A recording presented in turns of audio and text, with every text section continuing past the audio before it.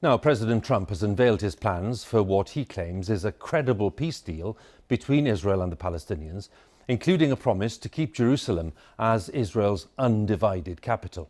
Mr. Trump announced the proposals at the White House alongside the Israeli Prime Minister Benjamin Netanyahu. The president said the deal would work, but no Palestinian officials were involved, and tonight they rejected the proposals as a conspiracy. Now, at the heart of the conflict is a dispute over land ever since the creation of the State of Israel back in 1948. The UN backs the creation of a separate Palestinian state, but Israeli West Bank settlement on land captured back in 1967 has complicated that so-called two-state solution. Israel also captured the eastern half of Jerusalem, which the Palestinians want as the capital of a future state. Let's go live to our Middle East editor, Jeremy Bowen, for the latest in Washington. Yeah, thanks very much. President Trump says he has a whole new way of making peace after years of failed negotiations, giving Israel the security it deserves, giving Palestinians the state they crave. Excuse me. But the critics of what he's proposing have used words like the coercion of the Palestinians to describe what he's talking about, and even the word apartheid. So the stakes are high, but the chances of things getting better are low. In the East Room of the White House, it felt more like a party than a press conference. Donald Trump and Benjamin Netanyahu congratulated each other. Their entourages clapped and whooped.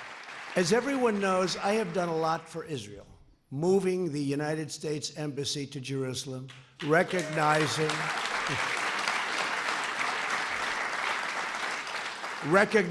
the Golan Heights,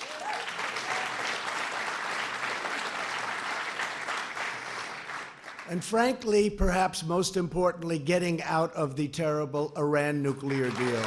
And now comes a document that attempts to seal Israel's victory in a century-long conflict, which Palestinians will read as surrender terms, not a peace proposal. It almost exactly replicates Mr. Netanyahu's deepest beliefs about Israel's security and its right to the land most of the rest of the world says is occupied Palestinian territory. For too long, far too long, the very heart of the land of Israel, where our patriarchs prayed, our prophets preached, and our kings ruled, has been outrageously branded as illegally occupied territory. Well, today, Mr. President, you are puncturing this big lie. In Gaza tonight, Palestinians demonstrated. Their side has been deeply divided. Opposition to the Trump document could finally unite them. The Palestinians were already boycotting the Trump administration because of its root and branch support for Israel. The Palestinian president, Mahmoud Abbas, wasn't a party to the proposals and rejected them straight away. I say to Trump and Netanyahu, Jerusalem is not for sale. All our rights are not for sale and are not for bargain. They're arguing about land captured by Israel in the 1967 Middle East War. For a generation, the international consensus has been that no peace is possible without a Palestinian state on the land with a capital in Jerusalem. Today, the land is sliced up by walls, wire and checkpoints. The Trump plan wants to throw out the old consensus to offer a sort of state to the Palestinians if they agree to restrictions approved by Israel. And Israel has a chance to get bigger with what looks to be a green light to annex territory it wants, like here in the Jordan Valley. The timing suits the two leaders, a distraction from elections and serious charges, high crimes and misdemeanors for Trump, bribery and corruption for Netanyahu. This may be the deal of the century for the Israeli government, but it's not for the Palestinians. It could create a sense of frustration, anger and hopelessness, which in such a combustible part of the world is dangerous. Jeremy Bowen, BBC News at the White House. At least 10 Palestinians have been injured in clashes with Israeli forces amid protests against the plan that's been unveiled in Washington. The demonstrations in the Israeli-occupied West Bank came as the Palestinian leader Mahmoud Abbas said that his response to the Trump deal was 1,000 times no. Our international correspondent Orla Guerin has spent the day in the West Bank gauging Palestinian opinions on the plan. Bethlehem before sunrise. Palestinians rushing to a day's work in Israel, those lucky enough to have permits. Movement is tightly controlled. That's life under Israeli occupation. And few here today were expecting a new dawn from the White House. Do you have any hope for the peace plan from Donald Trump? No, says Ibrahim, a father of 7. They don't want to give the Palestinians their rights. The plan has failed even before it's announced.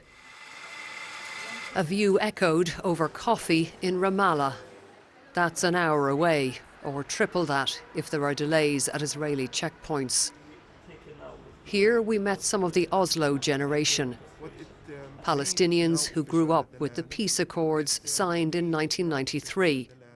They say the Trump deal ends that era, and it's time for a new strategy.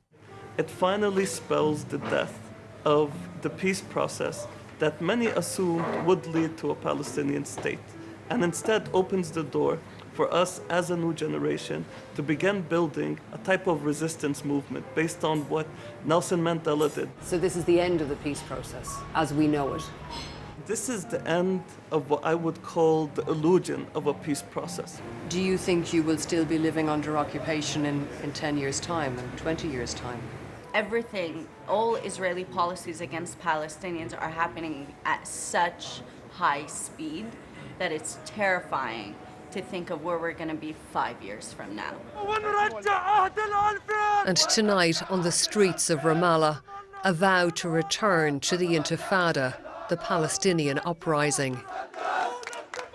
The crowd here was small. Sound and fury, perhaps, but also weariness and resignation. Well, Palestinian leaders have called for more protests tomorrow at what they have dubbed the fraud of the century.